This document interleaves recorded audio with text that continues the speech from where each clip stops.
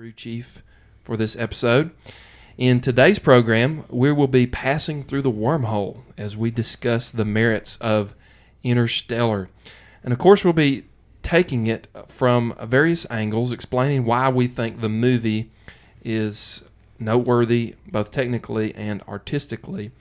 And of course, if you're joining the Interlight podcast for the first time, what is unique is that we try and tie in theological insights as we view the movie through the lens of a Christian worldview. You should know that myself, I am a Baptist pastor here in Candler, North Carolina at Liberty Baptist Church. And so we take a decided Christian perspective and we try and tie in Christian connections to the media that we enjoy and the movies that we watch. Now, I am joined today by some good friends. Sitting directly across from me is my good buddy, Preston Prince. Preston, tell the people out there that you're here. Greetings, my friends. I am here. And then, of course, to my right, we've got good friend Doug Bailey. Hello. And then over here to my left, we have my friend Nathan Tolley. Hola. In the house. Now, the format for this show is going to be a little bit different than maybe some previous episodes that we've done, but we trust that you'll be able to track with us. Each team member is going to be tackling a different assignment as we talk about various aspects of the film. Preston is going to be addressing the musical score, which is right up his alley as he is a music teacher. And then Doug, I think his brain is on overload, and he's definitely had to take some Advil today because he's been diving into the science of Interstellar, the book by Kip Thorne, and Doug is going to be talking about the scientific basis of the movie. And then Nathan, he's going to be talking about really whatever comes to mind, whatever we don't get to in the other discussions, special effects, characters, casting, art direction, and those kinds of things. You're the wild card, Nathan. Yes. Boom. And I'm going to be, of course, leading the discussion, and I'm going to be having some insights on the theological connections a little bit later on. It's like we've forgotten who we are, Tom. Explorers, pioneers, not caretakers. When I was a kid, it felt like they made something new every day. Some gadget or idea. Like every day was Christmas. But 6 billion people. Just try to imagine that. And every last one of them trying to have it all. So, welcome back. That was a clip from the first part of the Interstellar movie, a great scene where you have Matthew McConaughey playing Cooper, and then John Lithgow playing his father-in-law, and they're talking about the way things were and the way things are now in that reality of Interstellar, looking back and looking forward. And that conversation is really kind of a centerpiece that sets the movie up to go on this great adventure. Now, let's talk about a little bit of general info, just kind of give you some background on the movie. Interstellar was released in theaters November 5th, 2014, and so... Remember the 5th. Yeah, here we are now in 2020, and so the movie's getting ready to be 6 years old. It was directed and co-written and produced by Christopher Nolan. And of course, he is now a powerhouse of blockbuster movies in Hollywood. We know him from the Dark Knight series. We know him from Dunkirk, Inception, Memento, and a whole host of other great science fiction films, not the least of which also we should mention The Prestige. Mm-hmm. It's also has another co-writer for Interstellar, and the screenplay was his brother, Jonathan Nolan. And in fact, the two had worked together at adapting Jonathan's short story Memento into Christopher Nolan's debut film. They also worked together on The Prestige, The Dark Knight, and The Dark Knight Rises. So they have a good teamwork there. They obviously have a system of writing and storytelling there that really goes deep and resonates with a lot of people. I didn't know that was his first film, Memento. Memento? Yeah. And by the way, if you have not seen Memento, please do yourself a favor. You can probably check it out on Amazon Prime. I don't know if it's on Netflix or not, but you need to watch that movie. It's a great It's- movie. Yes. fantastic. Masterpiece. Guy Pearce Yep. Guy Pearce. plays the main character. No spoilers in that, but that's a movie you will have to watch more than once, right? Yes. To get it all, and it's classic Chris Nolan. So back to Interstellar. The film boasted a star-studded cast. So it's headed up by Matthew McConaughey. He plays the intrepid astronaut Cooper. He has a co-star Anne Hathaway playing Dr. Amelia Brand, who's also an astronaut. It also starred Jessica Chastain, who plays Matthew McConaughey's daughter, Murph. She plays the adult version of Murph. There's Bill Irwin. He's the voice and the talent behind the android robots Tars and Case. Ellen Burstyn is also in the movie. And, of course, Michael Caine. He's been in several of Christopher Nolan's projects. He was the butler in the Batman series. Mm-hmm. Remind me, what's his name in the Batman series? Alfred. I'm sorry. Alfred. Gosh, I was just drawing a blank there. He was also in Ebenezer Prestige. Scrooge in the Muppet Christmas Carol.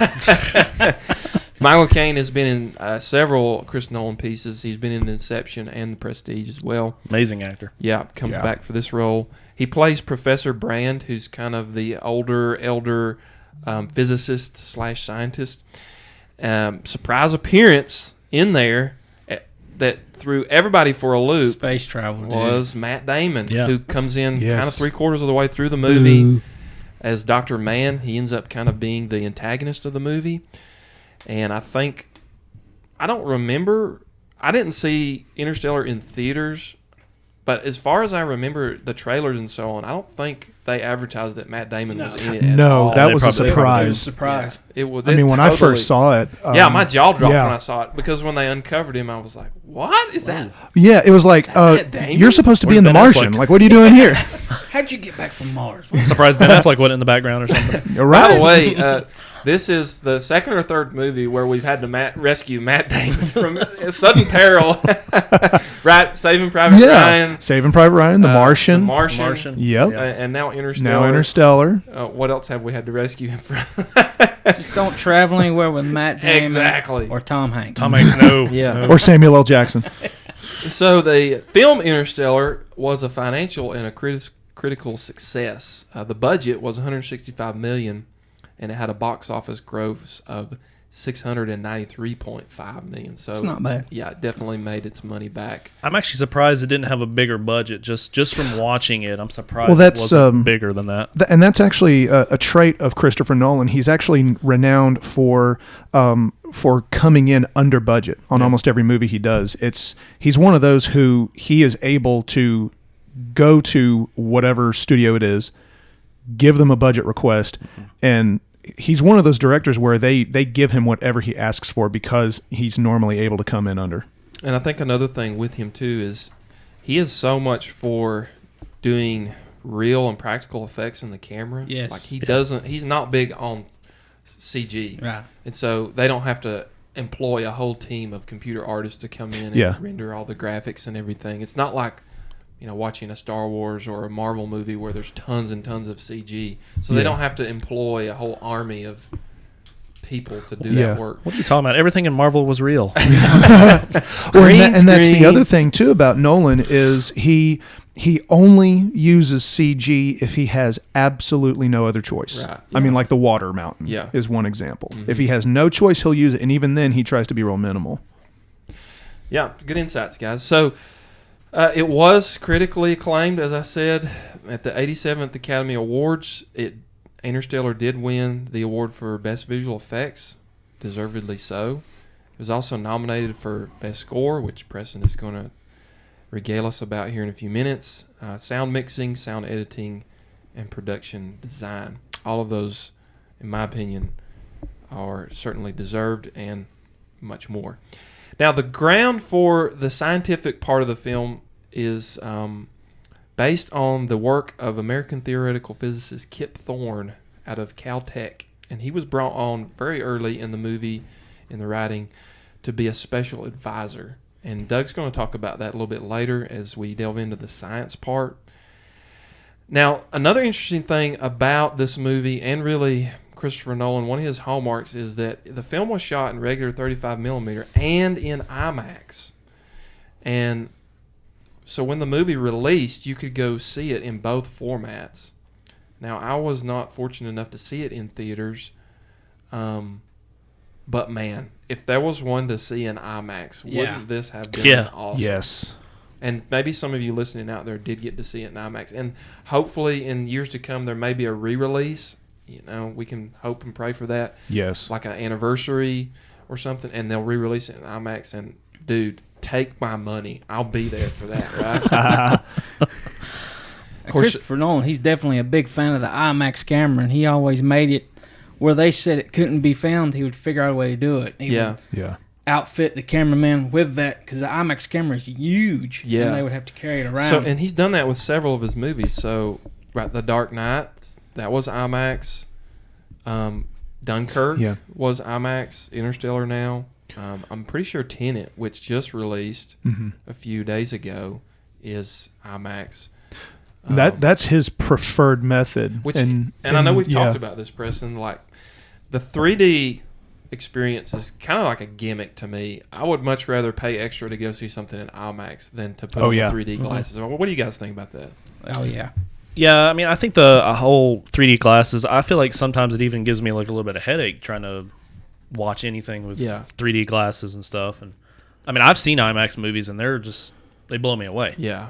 I remember like one of the first movies that I went and saw when 3D was coming back out again was Avatar, which I know they're gearing up supposedly for the sequel, but I saw Avatar when it came out in 3D and like I almost got a headache. Way That's too a long much movie happening. too, Yeah. right? Yeah. That's a long movie. So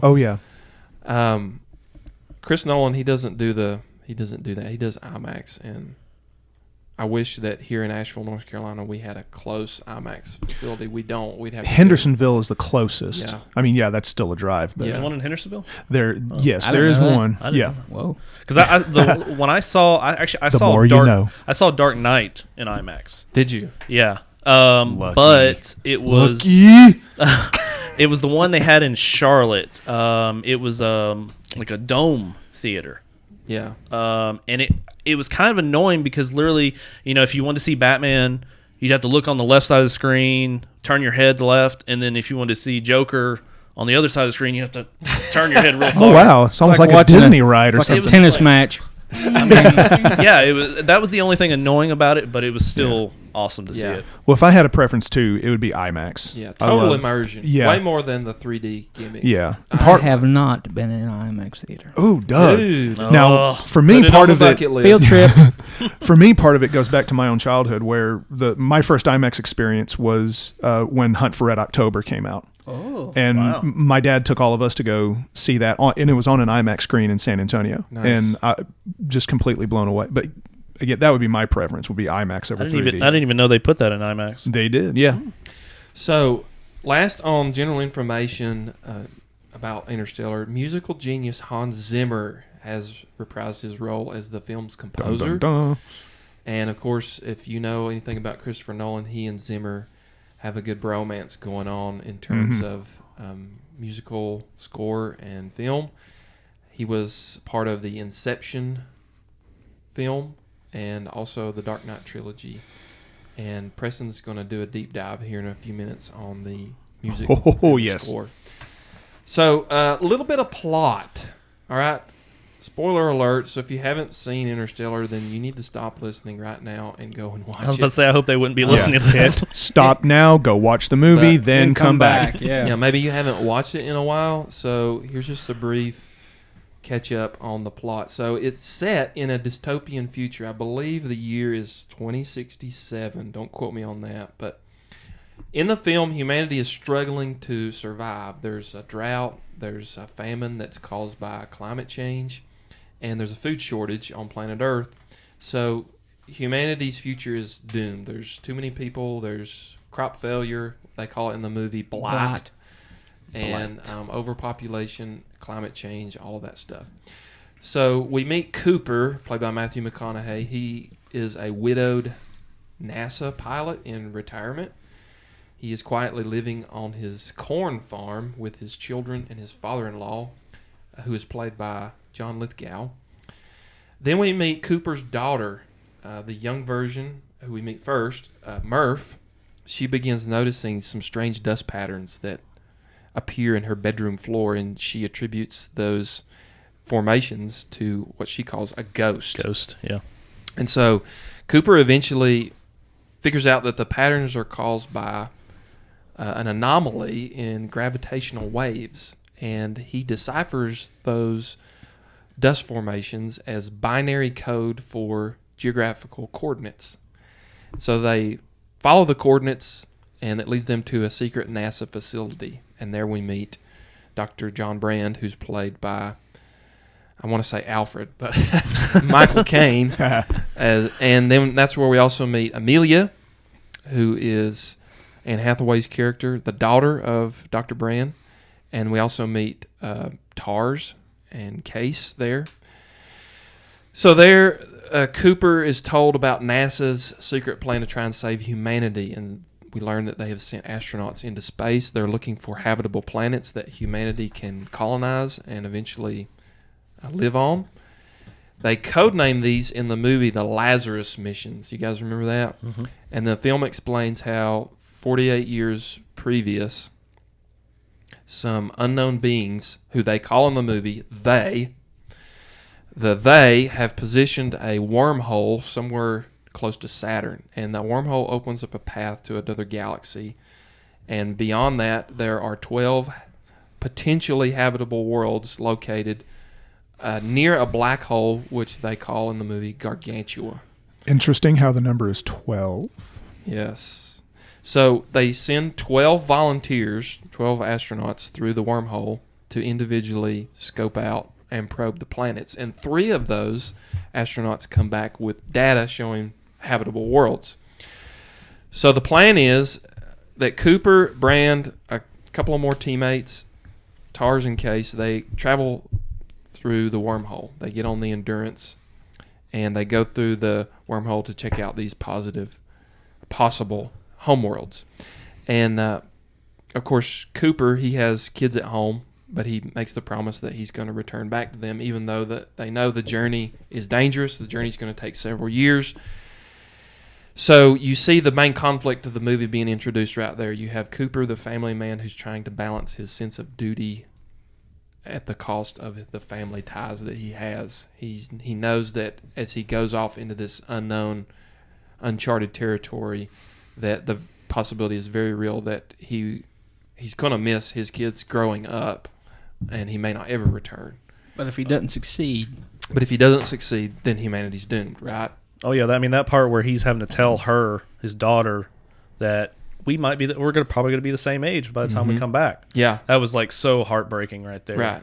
Yeah, and we'll talk about that, the unforgiving aspects of relativity and how that. So that's actually a good tie-in. That's the main plot device of the movie that introduces the central conflict, and it's this concept called time dilation. So not only are these astronauts traveling into the unknown through this wormhole, they're going to a galaxy that's light years away, but they are visiting these planets that are orbiting the black hole Gargantua. And so what the movie does is it introduces this concept of time warpage. Einstein called it relativity. Now, the average person sitting out there in the movie theater may have some cursory understanding of that. Me. But they go to great lengths in the movie to try and put the cookies on the bottom shelf, so to speak, and explain this in a way that regular people like me can get it. I'm a bottom shelf type of guy. There you go. So the movie is really built around this concept of time warpage. And so they have to make these decisions later on in the mission to venture close into these planets that are close to Gargantua, the event horizon of the black hole. And because of the immense gravitational pull of the black hole, the fabric of space-time is warped the closer that they get. So what this means is that you begin to understand the terrible cost of relativity.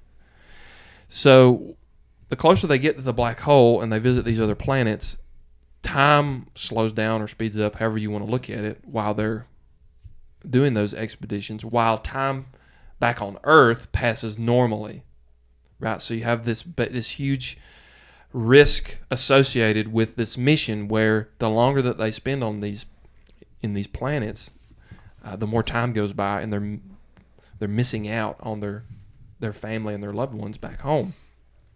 So I say all that to say that Interstellar introduces or reinvents, if you will, the time travel aspect of science fiction. Now, how many times have we seen a science fiction movie where time travel is the main gimmick, right? We could name a bunch of them off the top of our head. Back to the Future, right?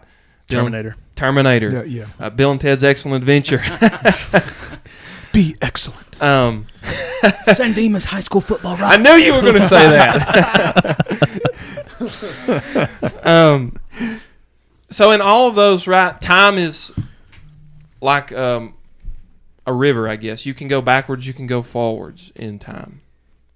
Well, Interstellar takes a complete flip on all of that and actually introduces time according to what scientists understand today through relativity. And while Cooper and the team go on this great adventure, the cost is felt in a high way because of the time slippage. So when they're near Gargantua, Cooper may experience only a few passing hours or days, but on Earth, those hours and days are actually years and decades. So it is a time travel movie, but not in the traditional sense. They're not jumping in a time machine or a phone booth or whatever to go forwards and backwards in time. They're going through a wormhole, and the events of the movie play out in real time, but the element of time warpage makes Cooper go forward in time, whereas everybody else experiences time in a completely different way. So it is a time travel movie in that way, but not in the traditional sense that we're used to seeing. It's based on Einstein's relativistic theory of how gravity and how certain gravitational shifts and pulls, like with the fabric of space-time, can, in a way, step on the gas pedal. For can go forward, but you can't go back. Exactly. Like if you... Because I remember seeing a black hole documentary where they were saying if you were outside of the pull of a black hole and you were kind of in a safe zone, but if you were watching somebody or something going towards it, you would be watching that object very, very slowly. But from that object's perspective, time for you would be like going super fast, kind of like that, like manipulating and bending it. Well, it's the same way. I actually read about this as well. It's the same way with our planets as well.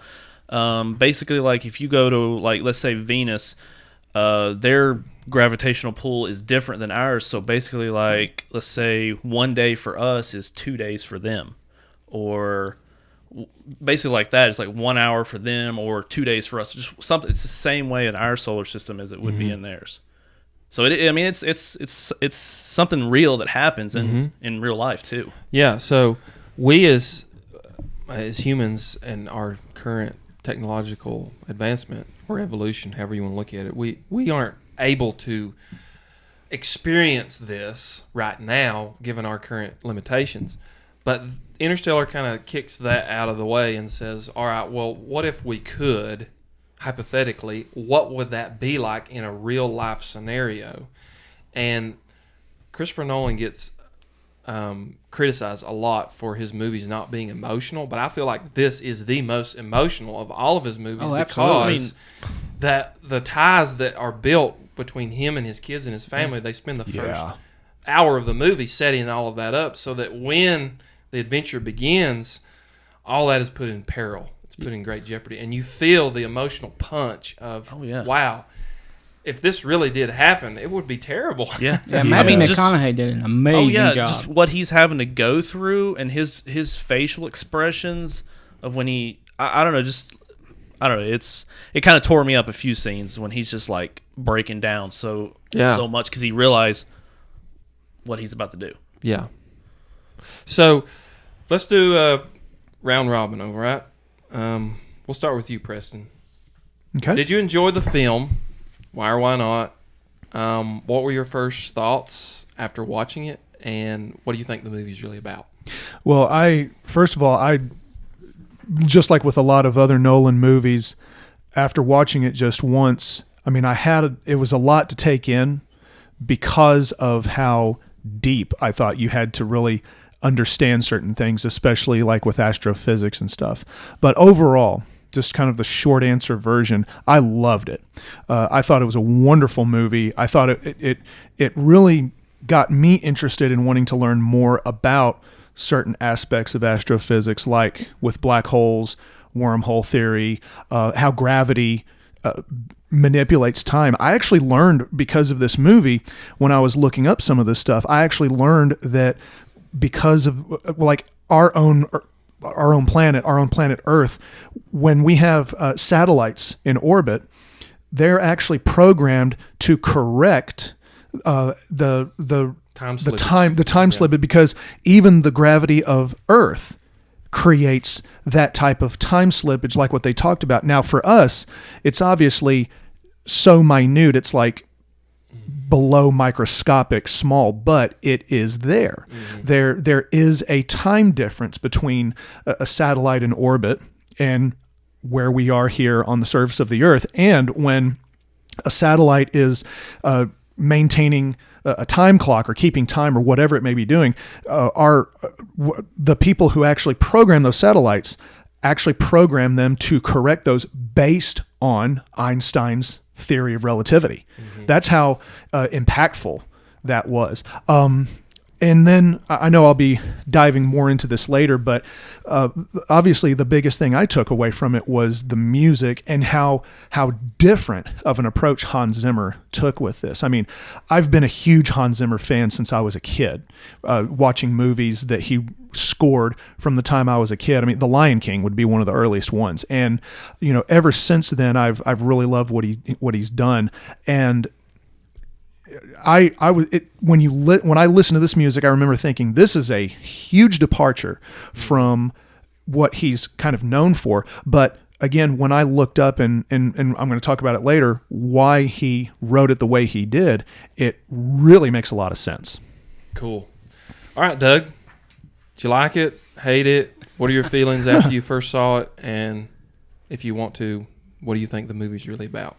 I mean, first of all, I hated it. No, I love the movie, and like Preston, the first time I watched it, I had to watch it again because it's there's so much you have to.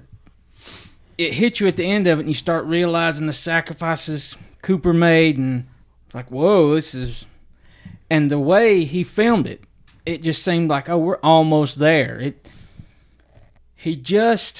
We're just on the cusp of that future, and I just really liked the way that was done, and I absolutely enjoyed it. And I thought the whole purpose of the movie, what I took from it, and they said it several times, it is the way we love each other and how that can transcend your love, like for your children. Mm-hmm. That can last a very long time. That's something I took away from it. Okay. Beatles said something about that, didn't they? All you need is love. Love is all you need. That was probably the inspiration. Nathan, last but not least, take a shot. I actually love the movie. When I first saw it, I've only seen it twice now. But when I first saw it, I was actually confused when I first saw it. Well, and that's an initial reaction to a lot of Christopher Nolan films. The first time you watch it, you can't just idly. With the exception of Batman, most of his stuff, you can't just turn your brain off and watch it. No. You have to really concentrate, and even afterward, do some research. Yeah, you watch Memento, you got to come back and say, "What? Wait, you got to watch that movie 2 or 3 times." Yeah. Yes. But I actually, when I took away from it from the first time, I actually thought it was just like aliens. Like I thought an alien was helping them out because they always said they or them. And so I always thought it was some kind of being in space trying to help them out for the future. But then I eventually found out when I watched it the second time that it was actually future human race actually help in the past, basically. But no, I mean, I love the movie. I mean, actually, I think I like it even more the second time I saw it. Yeah, that's cool. All right, so we all like the movie, but that's not unanimous. If you get online and you read some of the reviews, or you get on YouTube and you watch videos, there's a lot of criticism about Christopher Nolan. And obviously he's a very different director. He's known for blockbuster movies, but he doesn't follow the traditional formula in a lot of ways. And he pushes the boundaries. His stories are mind-bending. And so he's not going to fit in your traditional mold. Everything has a twist that he does. And he gets a lot of criticism. Now, there are fanboys who really soak up everything he does, and I'm kind of guilty of that because when one of his movies comes out, I want to be there on opening day to see it. Oh yes, I'm the first one there. But with Interstellar, it's a movie that it's not a perfect movie. It does have some plot holes and things like that in it, but it has garnered a lot of criticism that maybe some of it's unjust, and I don't know. Everybody's entitled to their opinion, but I just want to talk about, just for a moment, just mention some of these. And if you guys want to jump in, you're more than welcome. Maybe you've read some, heard some that I haven't. One criticism that Interstellar gets is that it's too heavy-handed with scientific dialogue. The movie gets bogged down with exposition and should trust the audience that it is smart enough to figure it out. What do you guys think about that? I didn't feel like it just got completely mired in science. I thought they did a good job of explaining the relativity in a compelling way. Yes. I'll admit I felt kind of out of my element when some of that dialogue about the science of it, but it got me wanting to learn more about what they were talking about. And that's the mark of good science fiction. Right. When it piques your interest. That was how it affected me. Yeah. I was like, I want to learn more about this. This is really fascinating stuff. Yeah. Well, and also, if any science fiction movie you walk into, you're not going to completely understand everything. Right. Yeah. I mean, that's just what it is.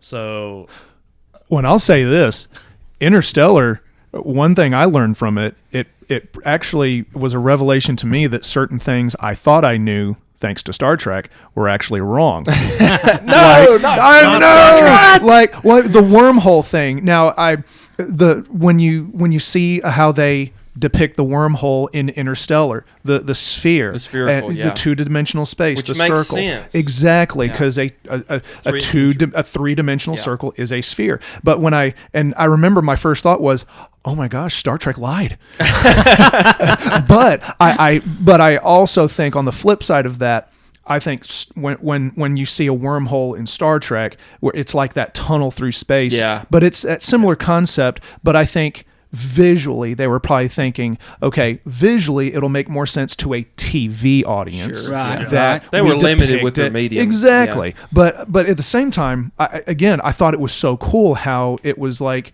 a new level of understanding how wormholes work and how they're formed. But also another thing to Christopher Nolan's character of how he does movies, he's known for trying to make things very realistic. Mm-hmm.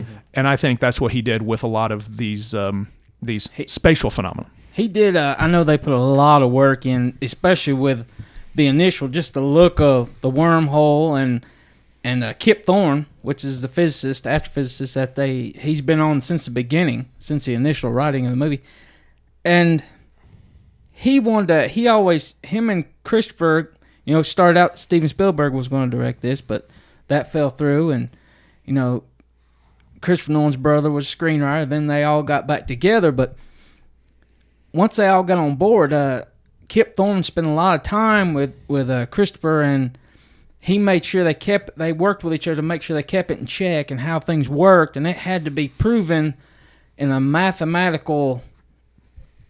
They wanted it to be grounded in reality. Right. Yeah.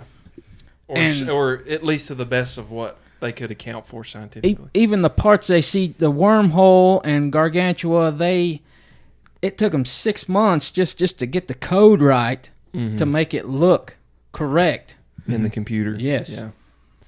Yeah. So all this is good, and So for those of you who get bogged down in the scientific dialogue, I would say you might just need to do some more homework, because that's what we had to do. And if you approach it with that attitude of it's got me wanting to learn more, then I think it'll help you appreciate the movie more. Yeah. Absolutely. With that open-mindedness. So another criticism that comes with a lot of Christopher Nolan stuff, and I already kind of touched on this, is that the characters are distant, cold, kind of one-dimensional, not really a lot of emotional depth. I really feel like that's unjust when it comes to this movie, because this movie's brimming with emotional gut punch. Yeah. Well, yeah, I mean... Nathan, you mentioned that. Well, yeah, because you got to understand one thing is what Earth is going through right now. I mean, the Earth is about to die pretty much. I mean, and so there's a lot of emotions going on right there. People are dealing with basically the second Dust Bowl, I guess. Yeah, the blight. The blight. Yeah. And yeah, there's just there's a ton of emotions in that. So I don't know what people are saying that And no emotion. This is the internet we're talking about. Cooper's character was so relatable. Oh yeah, Especially being, being a dad. Yep. And he was probably the only normal one in the movie. Yeah, really. doing what you have to do for your children. That was his driving force through the entire movie, was trying to make sure everything was okay for his children. So there are some minor characters in the movie that we don't really get a lot of background about, like Topher Grace from the 70s show. Yeah, he was just randomly he shows popped up in. as one of the just some NASA doctors or something. Casey Affleck also is a character in the movie. And, of course, then there's John Lithgow, who plays the father-in-law. These characters aren't completely fleshed out, but they're supporting roles. They're almost like cameos, really. They're not they're not intended to be... You're not going to get a full backstory on all this stuff, which is you can understand unless you want to watch a 5-hour movie. They're just side characters that are there to advance the story. Which I'm surprised they haven't come out with like a director's cut of Interstellar. I'd watch it. We can hope. So one big criticism of the movie is the gigantic plot hole ending. So we did talk about this a little bit. Basically, what you have here is humans from the future save humans from the past by opening up the wormhole and creating the Tesseract inside the black hole, right? So humans of today can talk to the past. Right, so that's the kind of...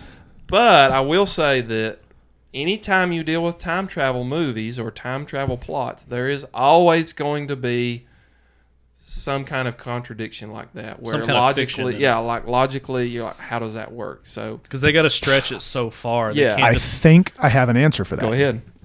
So I actually don't see this, and I admit this came after, again, some research I did after watching the movie. I don't see this as a time travel movie. I see this as a time access movie. Okay. Because Cooper, for example, when I may be jumping ahead, but when he's in the Tesseract, he's accessing time. It's like you can access it, kind of like accessing a library. Yeah, because he's not physically going back. Yes. That's interesting that Nolan chooses the imagery of the library. So just you would go into a library and select a book to access knowledge, which was crazy, by the way. Yes, because like he tries to get him to stop leaving, but it's something that's already happened. Again, it's an event that already took place. You're not traveling back in time or forward in time. You are accessing events that have already taken place. Doug, I see that you have something to say. I give you the floor. Well, you happen to touch on one of the things I had in my notes. That's here. crazy. I've not even read that book. Okay, this is Kip Thorne's explanation of that very thing. He said, in my scientific... let me read it to you. This is not my mind, but... In my scientific interpretation of Interstellar, the one-way barrier has a simple origin. Cooper, in the Tesseract, is always in 10-year-old Murph's future. Light can travel forward from the future, but from Murph to him, it can travel to the past from him to Murph. However, gravity can surmount that one-way barrier. Cooper discovers gravitational signals can go backward in time from Cooper to Murph. We first see this when Cooper desperately pushes the books out of Murph's bookcase. So that was like the resounding thing. You got time and gravity, and they find out gravity is the one thing that can go backwards in time, as opposed to light cannot. So that was the little fiber they connected all that with. So Nice. I actually think that this is kind of an interesting twist, because the whole time you were watching the movie, when you hear they, what do you initially think about? Aliens. Aliens. Yeah. Some other being. That's what I took That's from it usually first the time. way most science fiction movies go is, oh, the aliens are here to seed life on our planet, or the aliens are here to destroy us, or the aliens are here to whatever.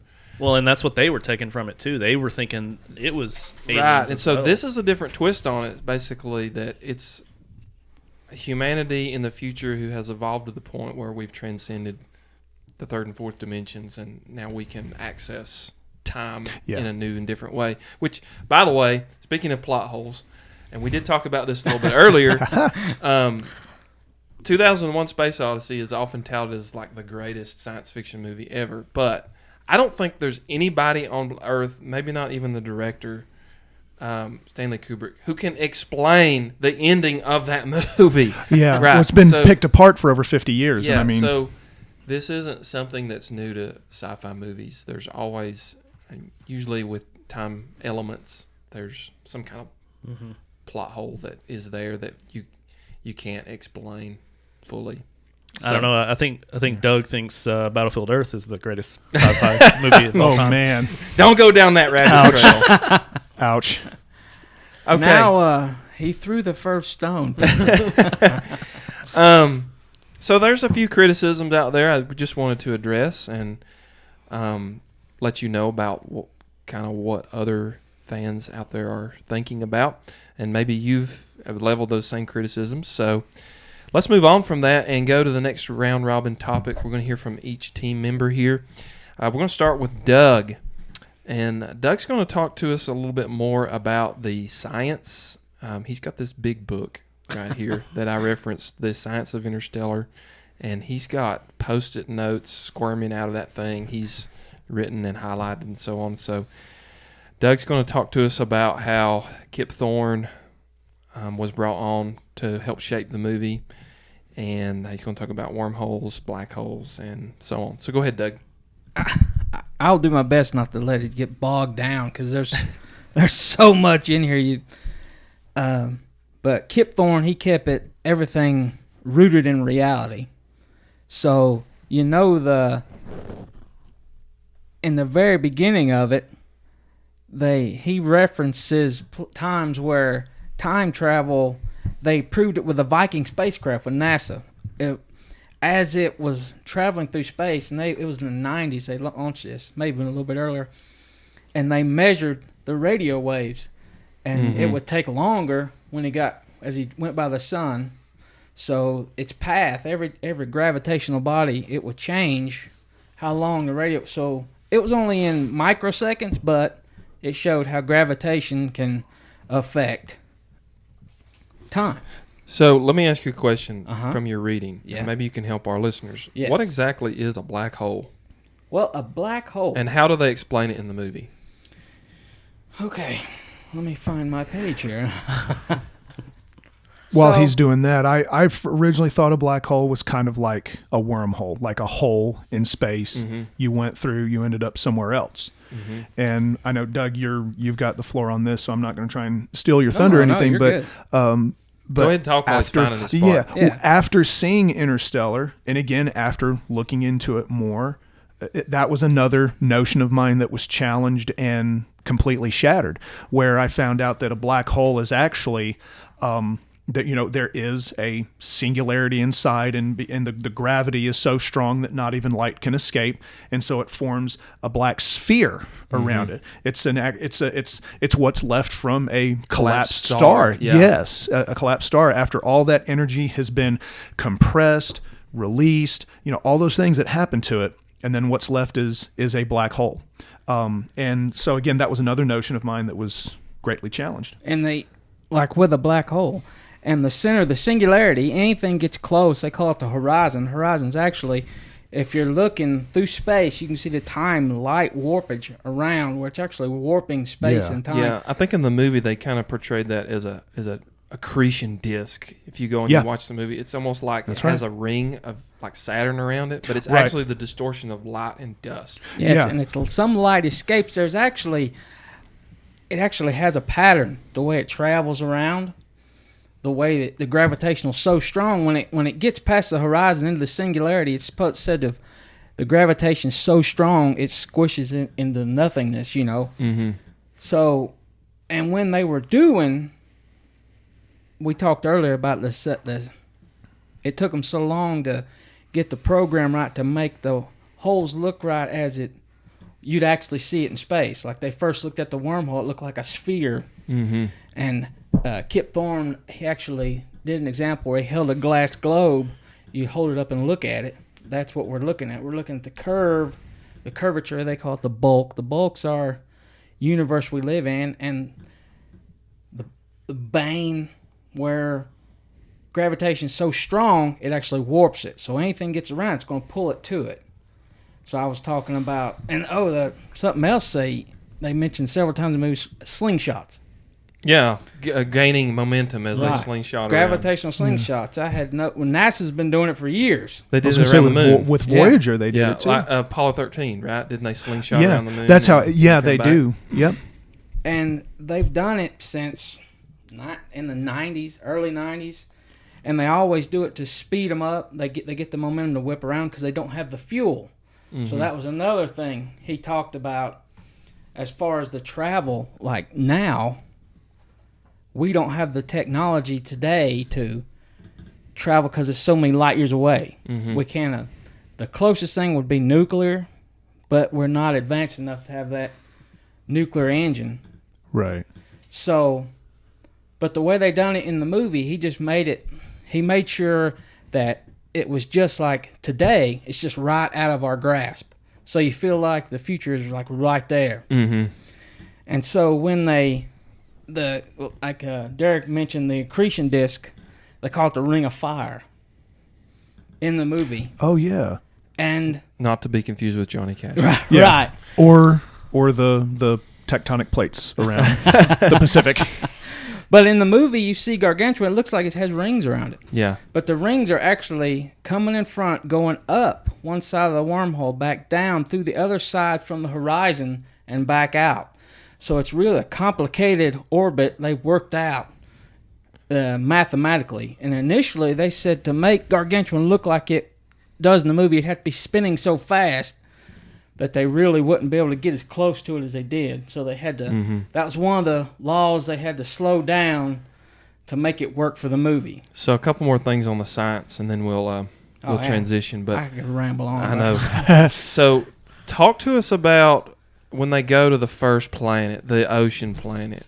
Miller's planet. Miller's planet. So they go there, right? And there's this big discussion about, all right, if we go there, how much time are we going to lose?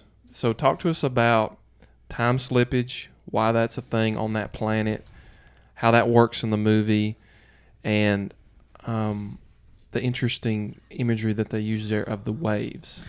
Okay, so the first planet they go to, Miller's planet, because Miller was the one that they call him in reference to whichever astronaut went to. Miller's planet, when they land there, it's all water. And they think, oh, that's a good thing. Water's the source of life. But they go to Miller's planet first because it's the closest. And it's actually one of the closer ones to Gargantua. And it's just like, you think about it this way. The way the moon affects our tides, imagine a black hole. Exactly. 100 million times stronger. Yeah. It's actually warping the planet. So it makes the tidal forces, it's rotating the planet as the planet's got its orbit. Around the black hole, yeah. Around the black hole, and it's pulling that water, making these massive waves that just destroy everything. That's why you see those humongous, like Mount Everest, Himalayan size. They think they're mountains. They thought they were mountains at first. Yep. And it just absolutely, there's no way, even the water's there, but the gravitational pull on that's so strong. It's shallow. Yeah. It's like a mile wide, an inch deep when they get there, right? Right. Because of the gravity is It's creating pulling all huge the water swells. back. Yeah. It's like a tsunami. When a tsunami pulls the water back. So there's also the element of the time dilation when they go there, right? So Yes. they land there, and because the planet is so close to the black hole, Every hour equates to what's 7 to years. 1? It's Is that the ratio? in the every movie? 1.25 seconds on the water planet is 1 day on Earth. That's a music connection we'll get to later, but that's Okay. but yeah, that's the how the time on the surface of the planet is relative. So yeah, there's a huge risk in going there to explore and hopefully make contact with Miller. They lose a lot of time, and then Yes. of course you know what happens in the movie. Yeah. Their ship gets flooded, and they lose a lot of time. Yeah. Ended So up it costing was, them 28 years. so it 28, was yes. what, 23. It was 23. 7 years on the planet in 1 day. Every or- every hour on the hour. planet. Yeah. If you're on the planet, you have a watch. Yeah. 1 hour ticks by. That's 7 years on Earth. 7 Yeah. years on Earth. Yeah. So So they were there for 3 hours because it was. You said Something it was like 20 Yeah, Something about like 3 that. hours. I mean, of Yeah. course, in the movie of course, they yeah, condense in the it. movie they don't. Right, They it's speed it condensed. up, But 23 years passes by the time they get back to the ship. It's almost a full rotation because that wave comes back again. So Yeah. you think of the So yeah, go ahead. he's going to think of the orbit that planet. It's already turned so fast where there's another wave coming. Gotcha. Okay, that makes sense. Yeah. So one thing that they reference in the movie is that when they get there, they say, well, they find, of course, Dr. Miller's ship, the remnants of it. She's been destroyed, and so has the ship. And they make the reference in the movie that she must have only been dead a few minutes. Yeah. Yeah. They Right, just you died remember before that? they landed. Yeah. Right, and that's the time slippage thing. So even though she traveled through the wormhole, right, and that journey took however long, and then got there on the planet, the way relativity works, even though they're coming 40-some years later, Earth time, right, because of the time slippage, that event on that planet would have only taken place minutes before, which is crazy when Yeah, you think it about is. that. You think if they would just been 5 minutes earlier, Yeah. they would have saw her crash. And like one of the crew members, he stays behind. He wants to study while they're so close. Yes, and to I the forget black his hole. name. Romilly. Romilly, yes. Yeah. He thought they would be only gone for like maybe a couple hours. Yeah. Yeah. Yeah, which for him would be Couple years. You know, a couple, because he did say a couple of years. I could use the time to research. When they get that. back, he's Because he was saying aged minutes. 23 years. Yeah. Right. And that was a lot for him to get over. Let me ask you guys this: Is it because of the future humans? Is it because they put that black hole there? Are they the reason? The wormhole. Or I'm sorry, Yeah. wormhole. Place the wormhole. Are they Yeah. the reason these planets are acting the way they do? No, the future humans, again, with the whole access of time, because that's why we don't see them. You don't see those people in person or in the flesh or anything. So they're able to access time to create that wormhole. So they're able to put it there, and kind of like that open door type of concept. So Yeah. So they put the wormhole there just to get him to that galaxy. Oh, just to get them. Yeah. out. So, Yeah. So, they're and not yeah. the reason for the big one. No. No. Okay, that's okay. that's But they that's use one it. of those where it's like, because it's a black hole, that is a naturally occurring phenomena, and it's already there. The planet's orbit. So that was just naturally. Okay, Yeah, 'cause so I the was thinking that they- was the same. The they, same or the one. bulk beings, Okay. as they're called in the movie, they're responsible for opening up the wormhole, Mm-hmm. and, which is the next thing and last point, Doug, the tesseract Yeah. inside the black hole. The So singularity. let's talk about that for a minute. How in the world did they get away with that? And we kind of have to suspend our disbelief when that climax point comes in the movie where Cooper actually goes into the black hole, and then he finds inside the Tesseract, not to be confused with the Tesseract from the Marvel MCU. Both of them are cubes. So, talk to us, without going too deep. What is that supposed to be? The Tesseract. What is it? Is that a real thing? Is that theory? How does that even work? Well, the best, simplest way I can put it is they explain the Tesseract, as you notice when Matthew McConaughey releases his ship to get the weight, Yeah. so they could get away, and he pretty much knows he's going to die. Yeah. So when he gets there, if you notice, they bleep back one point, and he looks back, and the ship completely tears in half. Mm-hmm. It doesn't crush. You think about the gravitation; it should have crushed it around him, but they tore it open, and he ejected out. Mm-hmm. So they put the wormhole there, but they wanted him. They had to get it where he would be the one to go back, because nobody else would know what to say to Murph. So. Mm-hmm. And the Tesseract is supposed to be the transcendence of the fifth dimension. It's supposed to be a fifth dimension construct they put there that only he would understand. Mm-hmm. And it goes back to the very beginning of the movie. When he goes down in there, he's looking from behind a bookcase into his daughter's room, which she was complaining about it, which is called the ghost. Mm-hmm. Right, we talked about that. We turned out to be that Cooper is the ghost. And he had raised her to, they didn't. He thought they were picking him, but really they were picking her to save everybody. Mm-hmm. So, but he had to get that information. Him and Tars. Let's not forget, Tars was a hero. So the whole point of them going into the black hole is to record the necessary scientific data, which they call in the movie the singularity. I think they call it the quantum data. The quantum data, Tars goes in there with him. He gets the information from inside the black hole that is needed to help solve the equation, which Murph will use to break gravity, to break the formula, so that humans can escape Earth and get the space station into space. And so, kind of the way that I think about it is, okay, since no one's ever experienced a black hole, nobody's ever been inside one. They kind of took a lot of poetic license there and said, all right, since no one really knows, then we can just basically do this, right. Because anybody it's just unknown. Anybody that does experience it would never survive it. Right. So I felt like that was kind of clever, and they were able to do that, to create and use the whole Tesseract scene in there, to tie it in with everything. And Preston made an important point earlier on in that it's an object that allows Cooper to access time and space and communicate a message through time and space via gravity. Like he's always knocking books off, or he's making dust fall in a certain pattern. And then he codes the quantum data into the watch. Into the second hand of the watch. Because that's the artifact that he knows is going to have a connection with Murph, because it's what he gave her before he left. Right, so there's sentimental value. Love. There's that love connection, which goes along with the gravity connection. And he did it in binary? I think it was binary. It was in binary, Yeah, so he codes the information for the quantum data in there. So, again, just a complete mind bender. Oh, yeah.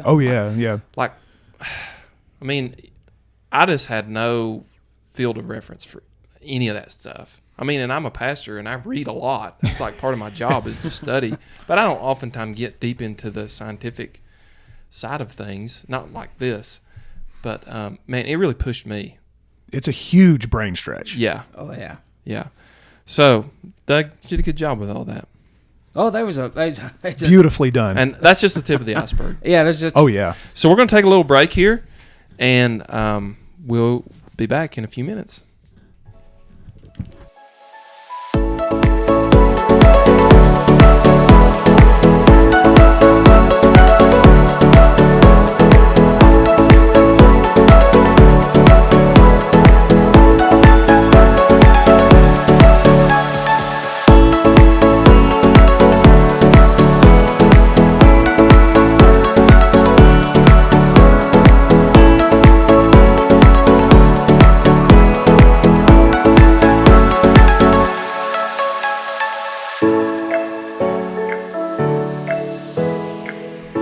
Welcome back to the Inner Light podcast, and we are continuing our discussion of Interstellar. We've talked about the plot, we've talked about some of the science behind the movie. Now we're going to move on, and Preston is going to lead our discussion about the genius of Hans Zimmer and the musical score behind Interstellar. So, Preston, talk to us about that. Absolutely.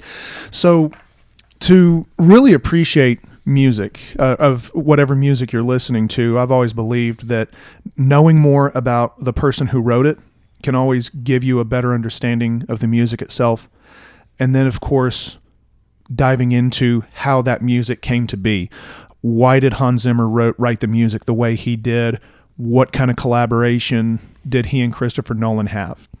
And I may be the music teacher, but if any of you guys have insight on the music as well of this movie, I'd love for y'all to chime in, because this really is a unique direction that Hans Zimmer took. So to start this off, I wanted to start off by talking first just a little bit about Hans Zimmer himself. He's the guy who composed the music for Interstellar, and he's been scoring movies since the late 1980s, actually.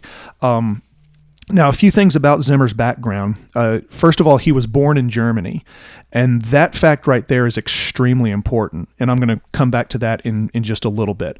But he was born in Germany, and he learned piano as a child. He actually only has about 2 years of formal musical training, and that's with piano lessons. And the reason why that was short-lived, from what I understand, is he was so avant-garde, he was so rebellious musically that his teachers just got fed up with him, and he kind of learned a lot of things on his own. After being born in Germany, he did spend part of his childhood in Switzerland, and then he moved to London as a teenager. And all throughout these years, he just kind of took in, whatever he could learn about music. And even as a young person, he was strongly influenced by film scores. Derrick, you'll appreciate this because I know you and I have talked a lot about this. He actually bought soundtracks and would listen to them when he was younger. He had an affinity for, like what you and I talk about a lot. So he would buy soundtracks, listen to those, and he credits the movie Once Upon a Time in the West as the movie that really inspired him to go into film scoring, to writing movie soundtracks. And he cites a lot of Bach and Mozart influences in that movie that he really picked up on. Now, Hans Zimmer's early career, he was actually a producer and a performer. He wasn't a composer at first. He produced and he performed, and he's actually a past member of the Buggles. If you don't know the name of the group, you'll remember the title "Video Killed the Radio Star." Yes, and he is actually in that video. If towards the end of that video, when the camera pans to that guy who's jamming out on the synthesizers, he's dressed all in black. He's got the black jacket. That is Hans Zimmer, which I believe was the first music video ever aired on MTV. That is, yes, it is. Yep. And Hans Zimmer was literally there when Video Killed the Radio Star. I only learned that recently. I had no idea he was a member of the Buggles. This is when MTV actually played music. Yeah, back when MTV actually played music, just like back in the 90s when TLC was actually something you learned something from. The learning channel. You actually learn things. It's a waste of time now. So, and another thing, too, about Hans Zimmer's attitude towards music in general, he's very passionate about combining both symphonic and modern elements in his music. He's really big on using traditional acoustic instruments, violins, trumpets, percussion instruments, brass instruments, all the traditional stuff that any band or orchestra student would learn. But he's also very passionate about using not just modern technology and electronic methods, but he's also very big on exploring new ways to make acoustical instruments. We would need to do a whole nother podcast on this, but Man of Steel is an example of a movie that he scored. Great soundtrack. Yes, wonderful soundtrack. But that movie is an example of where Hans Zimmer actually collaborated with another musician who built these crazy instruments out of metal and all other kinds of things. But again, that's for a different time to talk more about. That's a movie we need to do. Yes, we'll do that. Now, some of Hans Zimmer's past movies that he scored over 150 movies altogether so far. His debut was Rain Man back in 1988. He wrote the music for that. A lot of people don't know this, but he also wrote the music for Driving Miss Daisy. Did not know that. Right. Now, some of the movies that really match more of his signature style, Days of Thunder, That one really was one of the first ones with his signature style of music. Backdraft, Cool Runnings. He also scored. He did, man. Yeah, man. I'm cold, man. Such a masterpiece. He did The Lion King. That's one of the ones he's... Thank you, Derrick. Sorry. No, that's joyful noise. That's what we're all about. Make a joyful noise. That was a joyful noise, Derrick.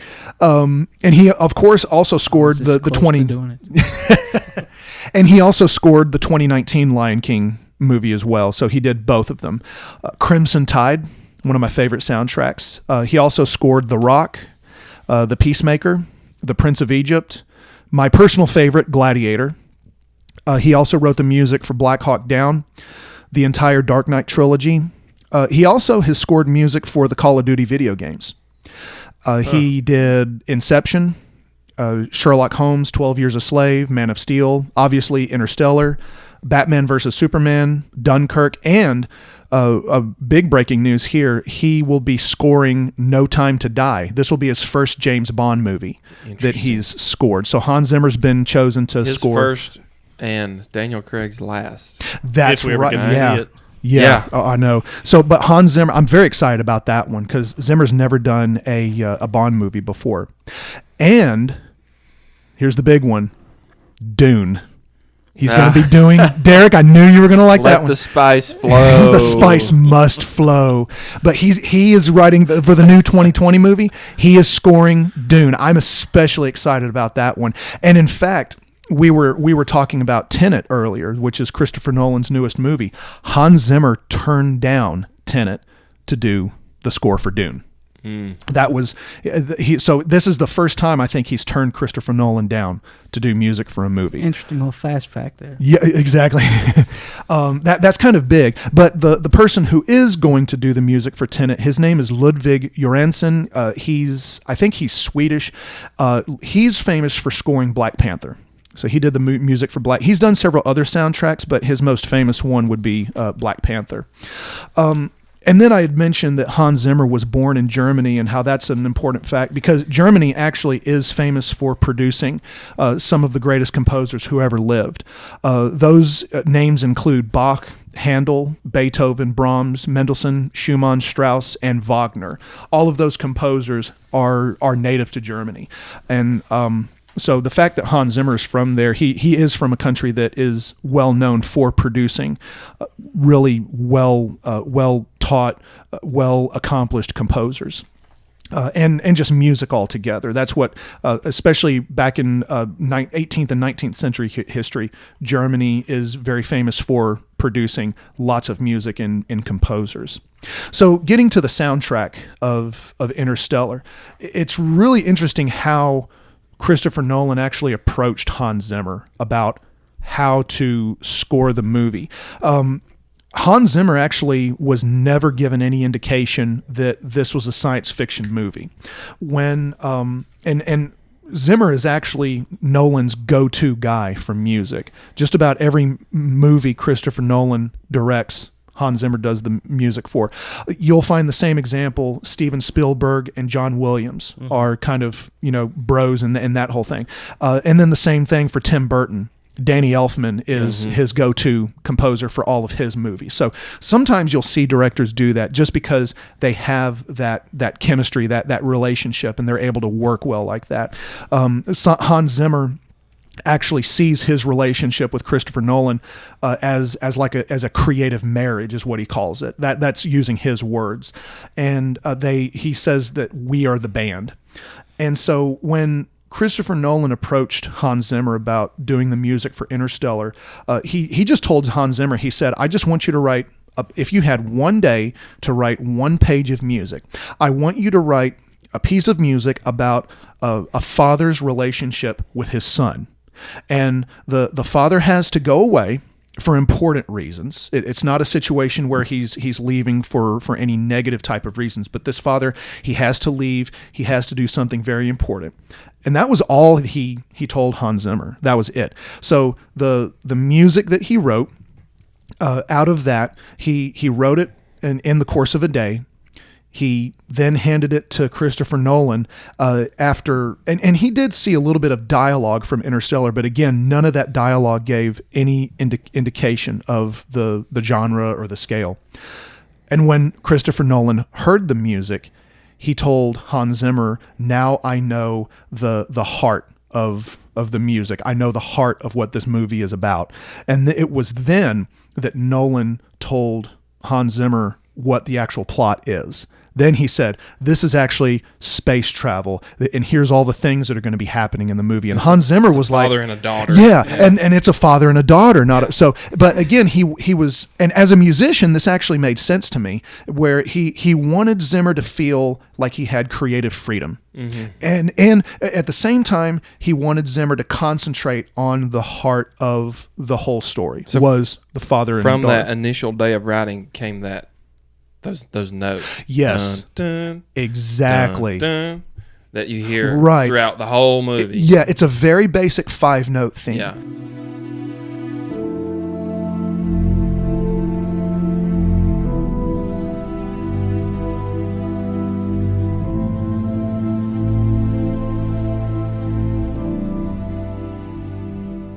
And that's where the music was born out of.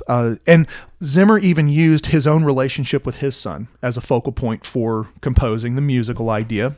He wanted to depict the feeling of having a son. And he also found out later, of course, how the story centers around a father and daughter relationship. But again, that information was withheld to free him creatively. And then that theme that Derrick just mentioned became the basis for the entire score of Interstellar. He then shared what he wrote. Nolan says that, now I know the heart of the movie, and it was important that it was important to Christopher Nolan that the music not pay any attention to the genre at all. And that was something that I noticed when I was listening to it. I was like, this is not what I normally hear if I'm watching any sci-fi movie. This is a real departure from what I was expecting the music to sound like. It was very, very, very different. It's basically driven by an organ. Yes. Where they, according to the special features on the DVD, they actually went to a historic church in England and recorded all of the score there inside the cathedral. But this humongous pipe organ is what drives the whole movie. That's right. That's funny you mentioned, because that's actually what I was just now coming up to, was how most of it was played, like you said, in an actual acoustical organ. This was not some fancy elaborate electronic version. Like they actually went to it's called Temple Church, and it's located in London, and the organ is actually played by Roger Sayer, who's the music director of that church. And Nolan wanted to use the organ in a church as a setting to depict our representation of what is beyond us. And this is not a religious film, but Christopher Nolan wanted a sense of religiosity. And I mean, when you think about that, the grandness of space, right? That and also the representation of what is beyond us. Like for us, when we go to church, we know that God is every bit present in this room right now where we're carrying this conversation as he is when we go to church on Sunday. The church building for us is in many ways a representation of what we know, what we believe, our faith, what makes us who we are. The organ here was kind of the same thing, something that was acoustic, something that was meant to represent something that's beyond us. And Hans Zimmer even said that the pipe organ brought a human element into the music because it's an instrument that needs to breathe. Oh, that's neat. Yeah. And that's why when some people say, well, you use air to play a trumpet or a flute, what makes the organ different? And Zimmer actually makes a great point about that. Your basic actual pipe organ, like the actual acoustic organ that you see in big churches, big cathedrals, they are powered by actual lungs. There are built-in lungs that house bellows, air. Right? Yeah. The earlier organs used a manual hand pump that like a separate person would actually pump the air. And then nowadays, like if you've ever seen the one in the Biltmore Mansion, there's a lower level with this big electric motor. That motor supplies air into the lungs of the organ, and that's how the organ is able to play. So it's an instrument that needs to breathe because it has its own lungs. And there's actually moments throughout the soundtrack where he actually uses a choir to use those air breathing effects to create some suspense in the music, because being in space, air is a thing that's more precious than anything. It's what keeps you alive. And there was also some criticism about why the organ needed to be so loud. When Interstellar came out in theaters, there was some complaints about the music being so loud and so overpowering. Sorry, Karen. Well, so it of course it's used for thematic significance, and when Interstellar was in theaters for about a week, there were many complaints that surfaced about the music drowning the dialogue, and that's been a criticism in some of Nolan's past movies. But his response to me makes sense. It's not about the particular little things that you can hear in every bit of audio. It's the movie. It's the overall experience. It's the overall story that really counts. And so for Nolan, like the complaints about not being able to hear Bane in his dialogue in The Dark Knight Rises, that's one example. I heard every line he. Don't get Doug started. It was nothing to me but blinding. So, and there was, and actually, get this, guys, there was one report in San Francisco that the music was so bombastic it broke an IMAX theater. Awesome. Actually, yeah, I know, right? I'm like, I would love to have seen an IMAX theater break over Hans Zimmer's music. These amps go to 11. And that's what Zimmer can be remembered now. All of his other accomplishments, he's the man who broke IMAX. Well, Preston, I was actually reading about his music, and it said that in a lot of premieres across the country and even across the world, his music actually brought tears to people. I believe it. They said it was so emotional. Yes, and again, you just brought up that core principle of how his inspiration. And I mean, we have two dads right here next to us who writing about your feeling of having a relationship with a child. Mm-hmm. And that, again, that was the heart of the movie. Yeah, and that's what Nolan was wanting to go for. So the organ was routinely blamed for the IMAX theaters being broken over the awesomeness of the sound. Would have loved to have been there. Yeah. And actually, there is a method to this madness. It's part of the way Interstellar works as a cohesive whole. The emotions and the feelings are the most important dimensions of the human experience of the movie. And then the core, that 5-note melody we talked about, is expressed in many different ways. But that organ that we were talking about it's a 1926 4-manual Harrison and Harrison organ and it's in the church that it's in. It was built in the 12th century. Now the organ is much more recently built, but the church itself has been around since the 12th century, and that was another reason they selected it, is because a building like that is going to have acoustics unlike anything that we're able to really derive today. And the other thing too, another reason the organ was used is because ever since the 17th century, up until the invention of the telephone exchange, the organ was the most complex man-made device ever made up to that point. Mm-hmm. So when the modern version of the pipe organ was derived in the 17th century, at that point it was the most sophisticated man-made object ever made, up until when we invented the telephone. So that right there was also another reason why, because I mean, even our own bodies, our organs in our bodies make up a complex network that works together to keep us alive and all of that good stuff. Makes lots of sounds. Yeah, and also the appearance of the organ, the way it looked, reminded Hans Zimmer of a spaceship's afterburners. The sound that the pipes replicates the experience of astronauts, where every breath is precious. And also that score sets the tone for Cooper's character. So really getting to my own thoughts on the music and kind of wrapping that part up, I felt like the music captured the emptiness of space. as much as the emotion of Interstellar, like science versus versus adventure versus suspense.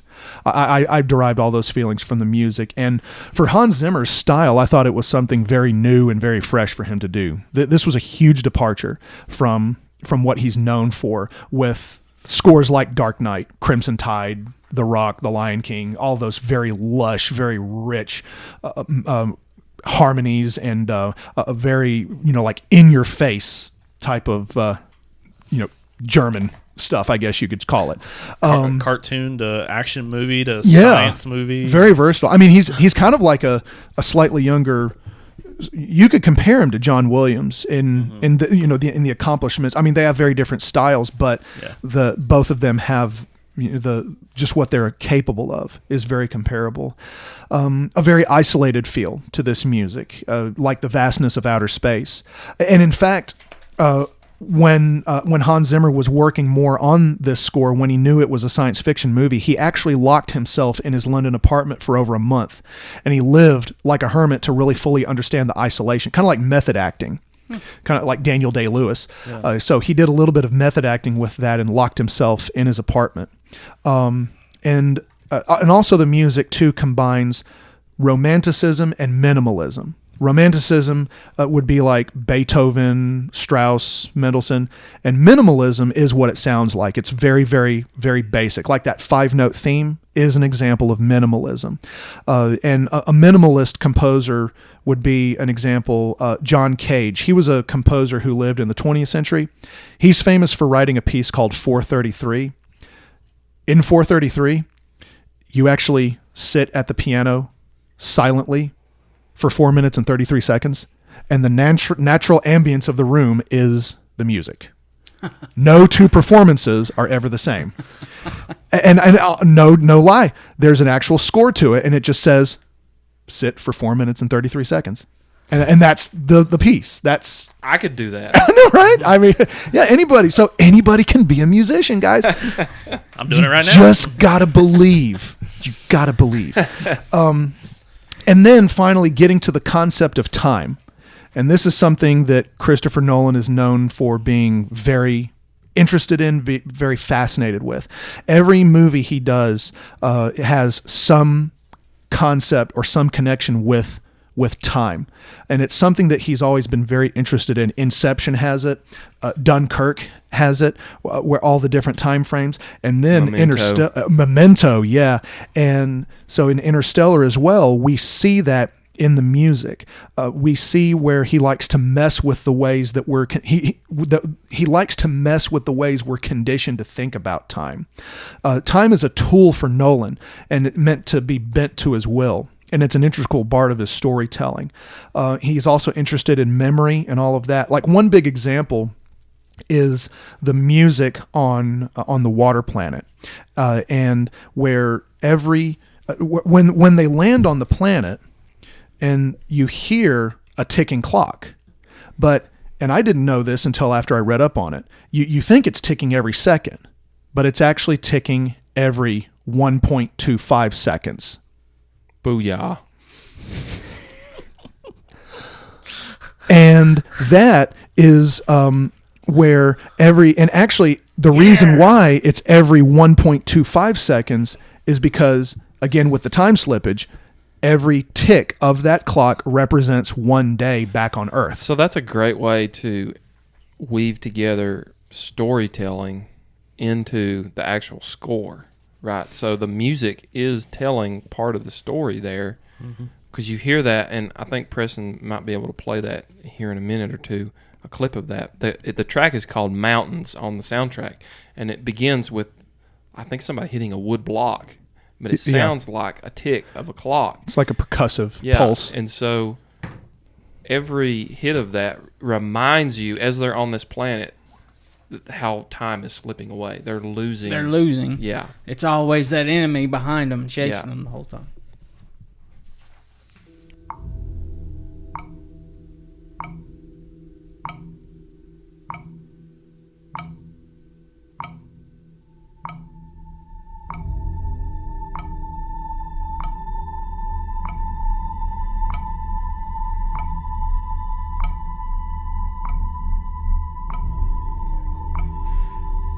And so then finally, comparing this to other science fiction movies where they were enhanced by the music.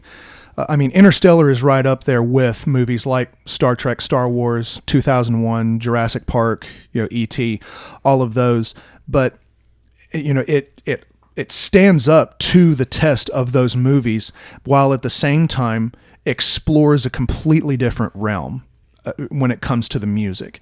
And again, with that organ theme that we hear, with the different style that really, to me, depicts again the isolation of space travel, but also the vastness of space itself. So those were some things that I got out of the music, and some of the impressions that were made on me as I was listening to the soundtrack of it.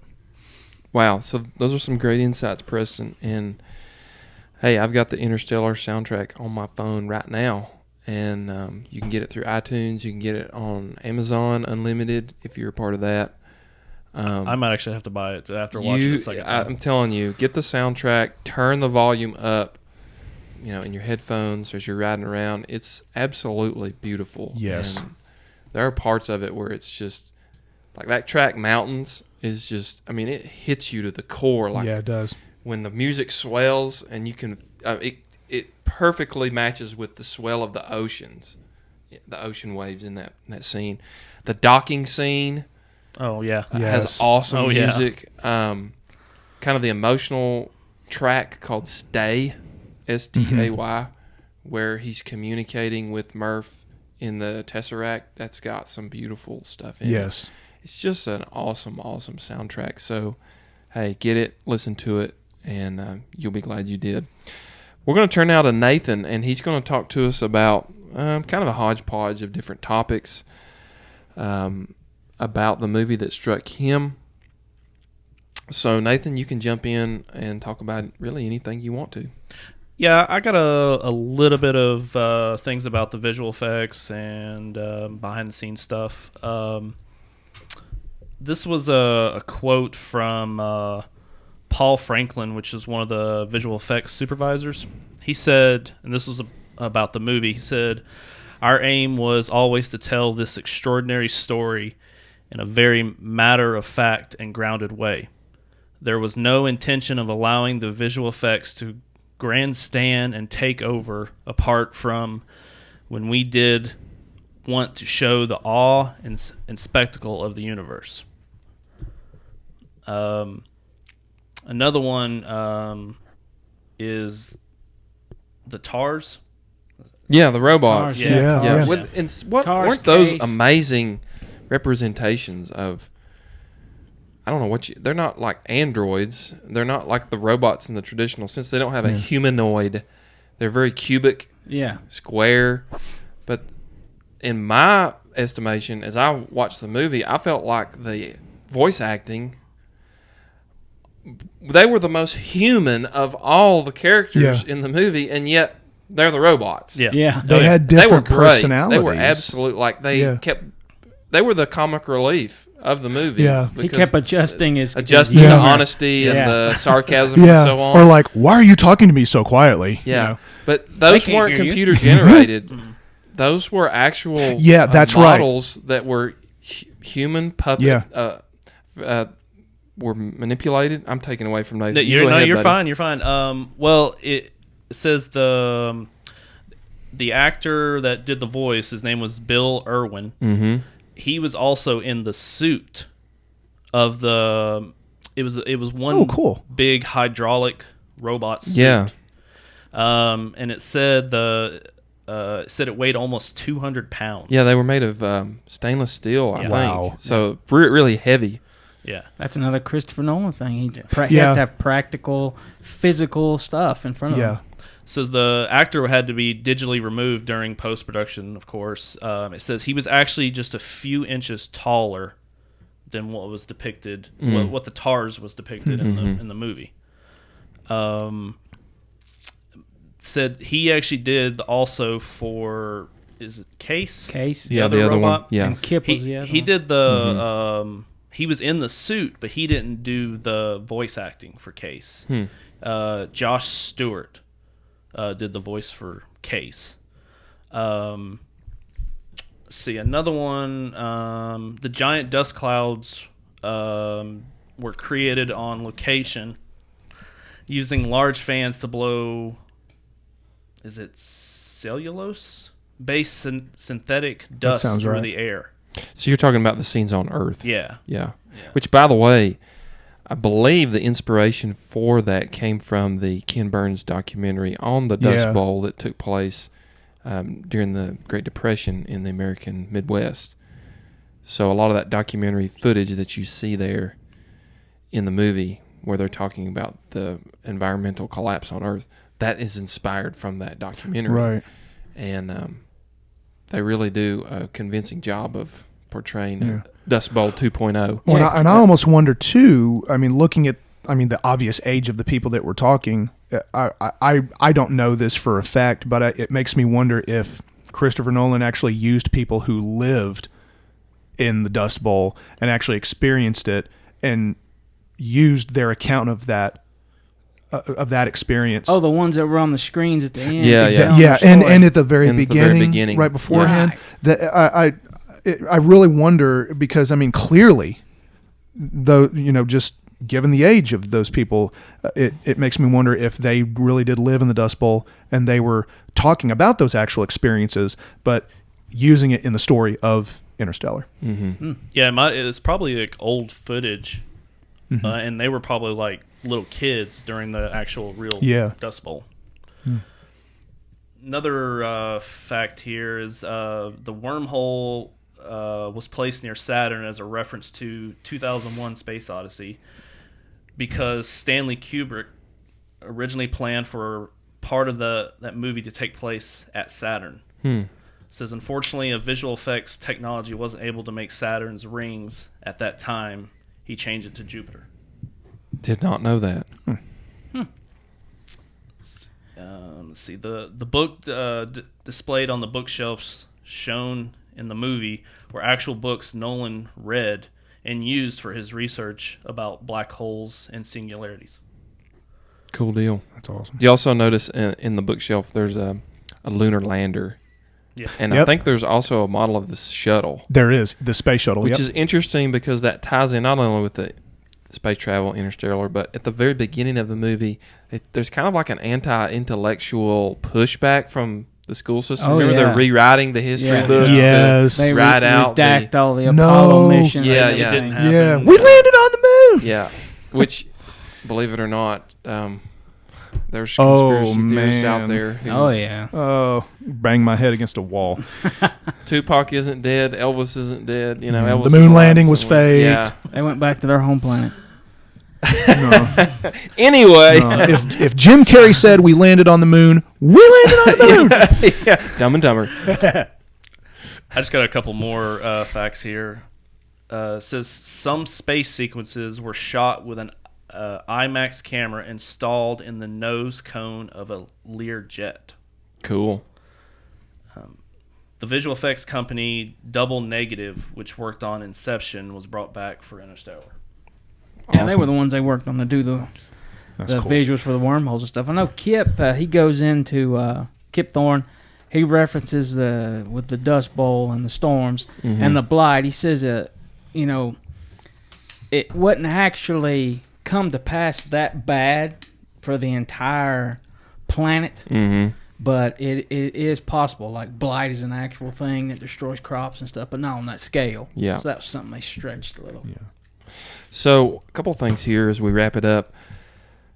When you watch science fiction movies and they try and picture the future, there's different kinds of camps that a lot of times art direction will fall into. So, sometimes you'll watch a science fiction movie and the portrayal of the future will be clean and sleek and, kind of like the Jetsons or Star Trek. Optimistic, sleek, clean, sterile. That kind of where's my flying car? Yeah. Or a portrayal of future is dystopian. So you've got dark, brooding, gritty. I'm talking like Hunger Games. All right. 1984. Yes. Blade Runner. Perfect example of that.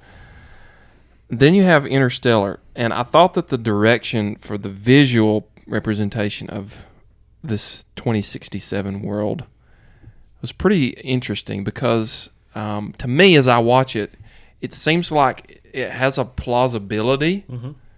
It's lived in. Mm-hmm. Yep. It's real. But at the same time, the technology is just ahead of us. We're not to where there. We're not there yet. So it's got that out of our reach feel to it. But at the same time, a realism, like in the design of the spacesuits and the endurance and the shuttle and so on, the technology there, you could look at it and see like, yeah, that's. I mean, you can visualize that future being possible. They actually, the suits they wore in it were actually modeled to be slightly more futuristic than the current astronaut suits. Yeah. Well, I think there was like a recent SpaceX launch with astronauts, and what they were wearing. Space Force. I mean, I guess you could say this from just an outline standpoint. They certainly weren't exact, but I mean, if you were to look at the outline of how those suits looked, it did kind of loosely remind me of the suits that we saw in Interstellar. Mm-hmm. I mean, you look at the way things are based and the way we're going. Like Preston mentioned SpaceX. Look how they're doing now where the boosters are flying themselves right back to Earth and landing, reusable. That's really putting us... That was the one thing they were trying to get at, to where we didn't have the technology to get that far. But now it seems like we're getting there slowly. But it's coming. Yeah, so I thought that was a very interesting take on the art direction, and a great one. If the direction you're going for is realism, or this could potentially happen, that's a great way to set it. So kudos for that. And then one last thing, the casting and the acting. I thought the acting was just amazing in this movie. Matthew McConaughey, he really totally delivers. He comes through emotional. He hit it out of the park. He was great. Like that, some of that criticism you were talking about earlier, Derrick, with I think you were talking about how some of the criticism had like an emotional absence, or in there was previous a lack Nolan of, films. Okay, right. Previous Nolan, because I mean, for me, some of the most emotional, or some of the most raw moments of the movie emotionally came from Matthew McConaughey, and especially like when he's queuing up the catalog of old videos. That's exactly what I was thinking. He's coming off the water planet, and he's been gone for 23 years, and now he's got this bank of videos that he's watching, and his whole children's lives are transpiring before him, and he's seeing everything that he's missed out on. To him, it's only marriage, an hour. A birth of grandson, and then eventually his grown-up daughter. And you look at how long the camera was on him for that. Yeah. And he's having to pulsate that out of himself for that amount of time. I mean, it was really, I mean, I've always thought he was a great actor, but that, when I saw that, it was just like seeing, it was on a whole different level, a higher level of his acting. Yeah, and I thought all the supporting actors and actresses did great. Anne Hathaway, she was great. Of course, Michael Caine. Has he ever done a bad movie? Yeah. I mean, all the way back to Zulu, he's right. he's awesome. So I felt like that just in every way of the acting and the casting, it was perfect. They picked the right people for all the right roles, and all the people who were in those roles just really fleshed out the characters very well. Okay, so before we call this episode closed and concluded, one last thing we want to talk about is the surprise twist of the movie, which we referenced a little bit earlier. And that's Matt Damon. And he the whole movie is building up to this moment where, all right, we finally reached Dr. Mann's planet, and it seems like it's habitable. It's a cold planet, it's icy, but he has this data that suggests that maybe this could be our new home world. He says there's another layer underneath the ice. Yes. And nitrogen gives away to breathable air. And then you find out as the story progresses a little bit further that Matt Damon's character, Dr. Mann, and Michael Caine's character back on Earth have been perpetrating this huge lie. Right? You guys remember that? Yep. Yes. Mm-hmm. So who wants to talk about it? I'll start on. All right, go ahead, Doug. Well, Michael Caine's character originally to get Matthew McConaughey to join this mission. He's like, you go here, and by the time you come back, I'll have solved the problem of gravity. Because where they were building an entire space station on Earth, and they were figuring out the formula to where they could get through the gravity, get it up in the air in space, and get humans off the planet and save them. And they called that Plan A. Well, their Plan B was a bunch of frozen embryos, and they had the diversity of them. They had several of them. I don't remember they ever said a number, but they called it like a DNA bomb. And the first people would be surrogates, and then once it would exponentially grow people on a planet once they found habitable. Well, what we find out when we run into Matt Damon is that Michael Caine's character had never solved the problem and couldn't. He'd already figured out he couldn't solve the problem. Because he didn't have the quantum data. Exactly. So, and Matt Damon knew the one Dr. Mann, and he confirmed that, yeah, he solved his equation before he ever left, which had been years and years. He'd been in cryosleep. So Matt Damon was automatically, I'm just waiting on this DNA to come when we're going to populate this world. But so Plan A was never in the reality. Never right? reality. And that was just a feel-good thing. Yeah, that was Matthew McConaughey's driving force, and all the people on Earth that were working were thinking, we're saving everybody. So he kept them working as it was just a perpetual lie, just to cover it up to keep people, walking the line. Mm-hmm. So the big revelation of the movie comes when that fact is broken, and then of course Matt Damon turns against Matthew McConaughey and the rest of the crew, and he ends up being the great villain of the story. But what is interesting about that is this isn't the typical villain, right? Right. It's not when you watch science fiction, usually there's a mad scientist, or there's aliens, or the antagonist is some henchman with a mustache twisting plot to destroy the Earth.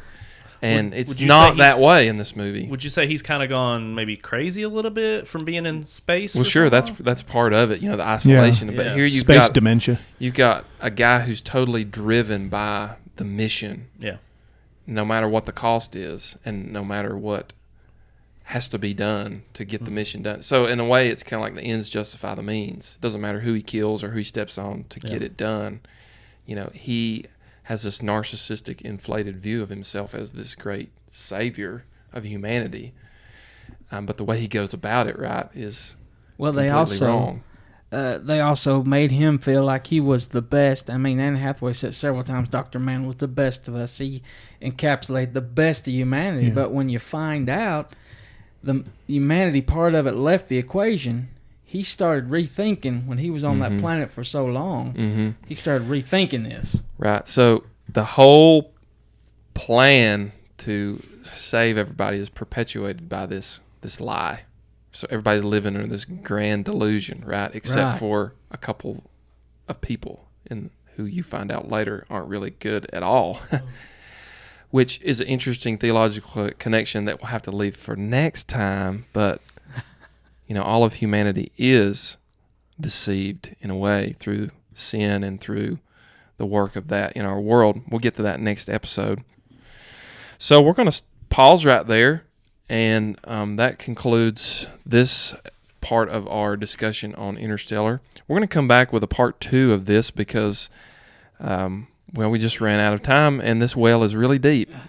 And so when we come back, we're going to talk about some theological connections, and then we're going to tie up a couple of loose ends that we didn't get to, such as the villains in the story and so on. So we'll hit the pause button there, and we hope that you will join us in the future for episode 2.